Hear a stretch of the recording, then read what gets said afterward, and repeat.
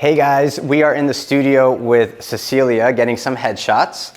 And so I decided to recreate a photo from another photographer. This is from photographer Jon Taylor, super talented photographer, and sometimes I use him and other people for inspiration. So for this photo that he took, you can see that there's kind of a strong backlighting, so we're gonna have a light there. Then of course we have our key light, and we're gonna have a third light for fill. So it's a 3-light setup. Also with like kind of, that photo has a lot of pop to it in the highlights, and I find a silver reflector helps for that. So if you want to get more of a poppy, vibrant look, silver reflector will help do that. If I'm going to try to recreate that photo, I need to kind of make observations on that photo.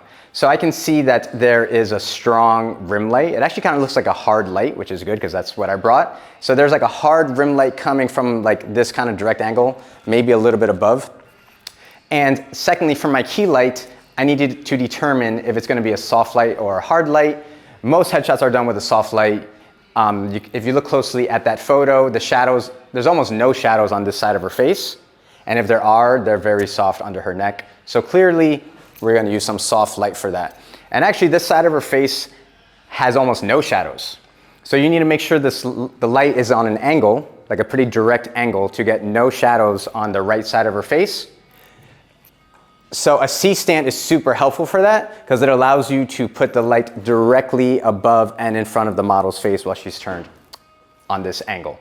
So that's my key light, is this softbox directly above the right side of her face with a speed light.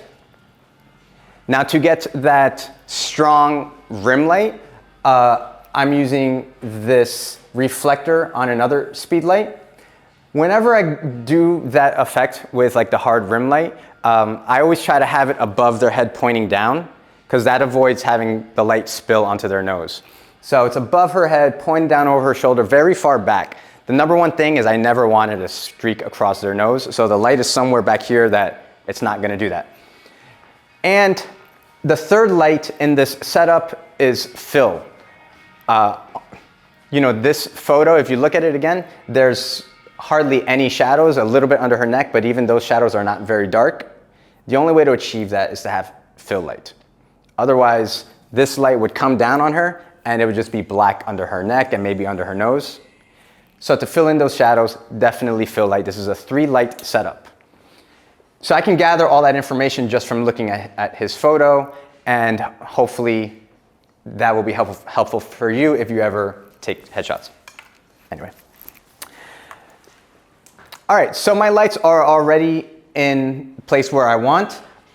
Also for my fill light, I'm using this AD200 bouncing off the ceiling to create a large modifier. Any fill light is usually a large modifier. Ideally, like a 6-foot umbrella could be used as fill light, but I find this to be just as effective and way easier to bounce light off a white ceiling, creating a large softbox and filling in those shadows.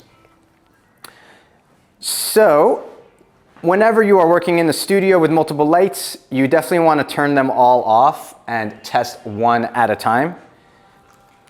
And also for studio photography, you usually, not always, but usually want to kill off all the light. So here's my first photo. It's totally black. That's perfect. I killed off all the light in the room. I'm going to test my first light, which is the rim light behind her. And that's the one I want to test first. It's at 1/8 power. Let's see how that looks. 3, 2. Yeah. So that's perfect because you can see that the light is kind of shaping the side of her face, but it's not streaking across her nose. So that's exactly what I want. Next, I'm going to turn on the fill light. That's my AD200 at 1/4 power. Let's see how that looks. It should be underexposed. Yeah. You can see it's super underexposed. It's like nowhere where we need it, but for the fill light, that's exactly where we need it. Just enough to bring up those shadows a little bit. And next, I'm going to turn on my key light. This is 1/16 power. And let's see how that looks. 3, 2.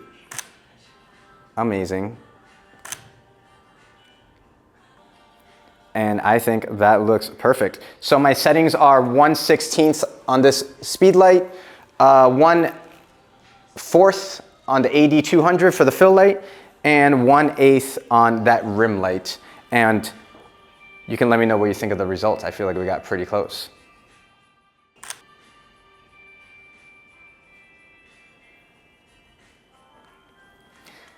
Okay,